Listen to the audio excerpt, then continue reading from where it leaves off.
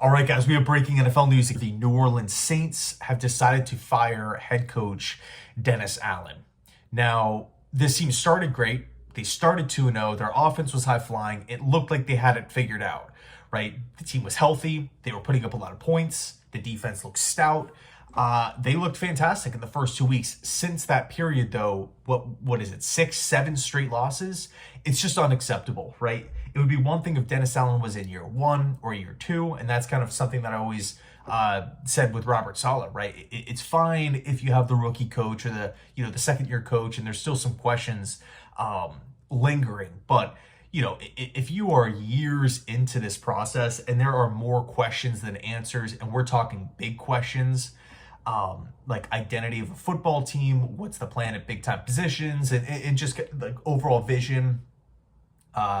With the Jets and the Saints, they're not like one-to-one comparisons here, but both organizations have two different sets of problems this season.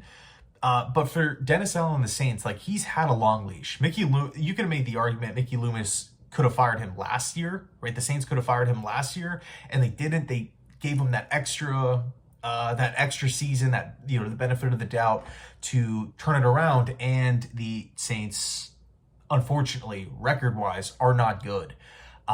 Now, here's the big idea, the big question that needs to be asked, and I don't know who's in charge of this, directly. Who's going to be the shot caller in this, dilemma here? Is it Loomis? Is it someone else? The owners?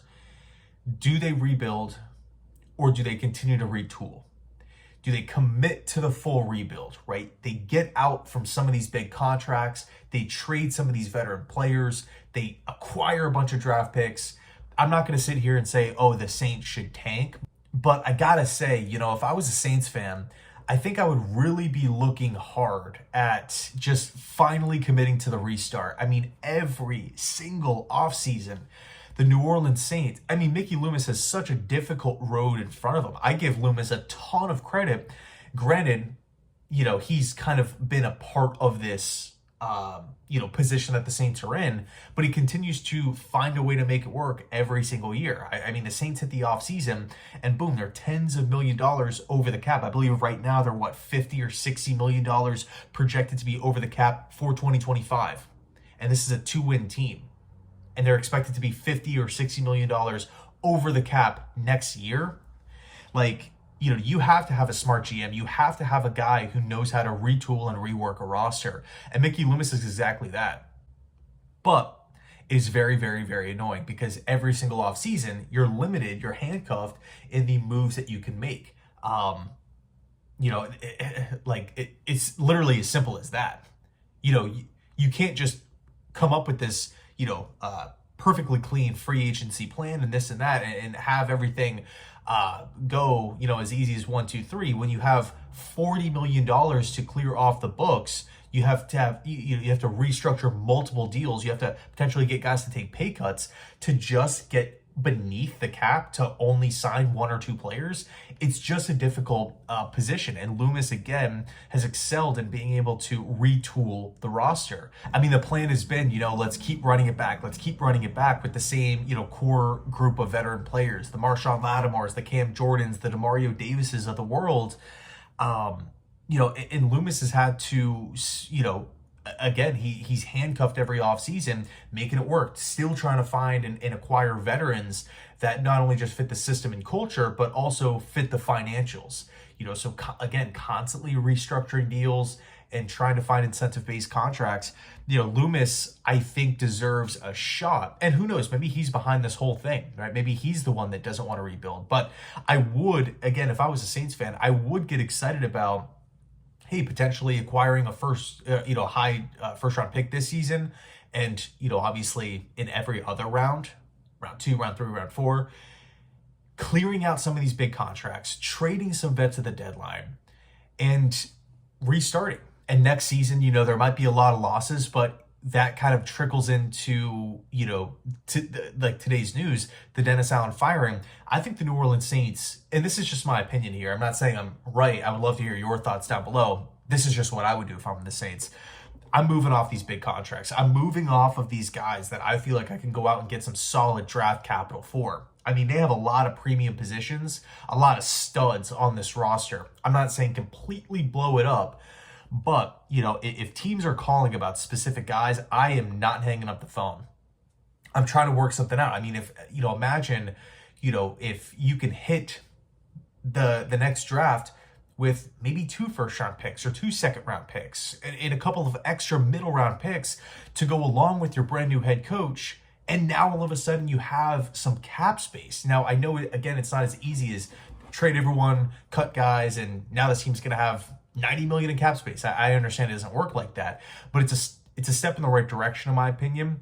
It's a step for long-term kind of breathability or long-term growth, if you will, right? One small step back to lay the foundation and then to continuously make, steps moving forward. I mean, imagine if Mickey Loomis had $80 million, $70 million to build this roster in 2026 with a good group from this past rookie class, Fuaga, Kool-Aid McKinstry, then to load in, maybe a smaller free agency class this, in 2025 with a brand new draft class with a ton of extra picks, and those picks are high in the draft.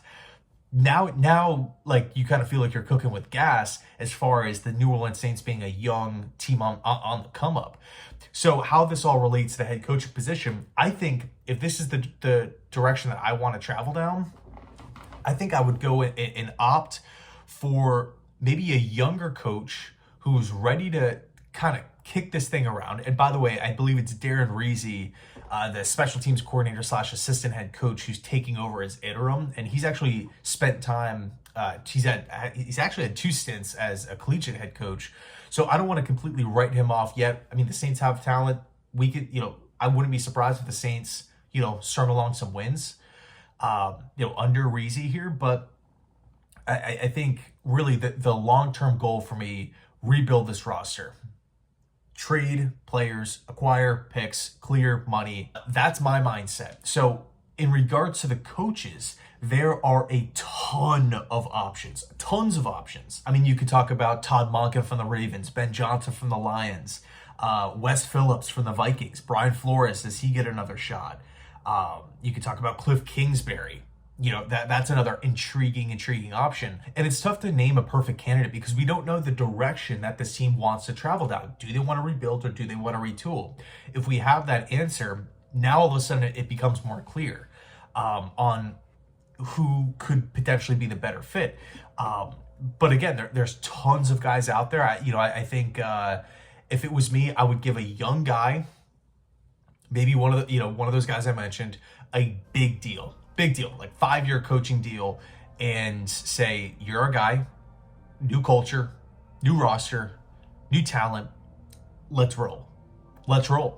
As opposed to maybe going with like a Mike Vrabel or like trying to pick up the phone and see what's up with like a Pete Carroll or something. I think the Saints really should go young here. Again, that's just my opinion, and I would love to hear your thoughts down below in the comment section. Anyway, thanks so much for watching. Let me know your thoughts, and as always, go Jets.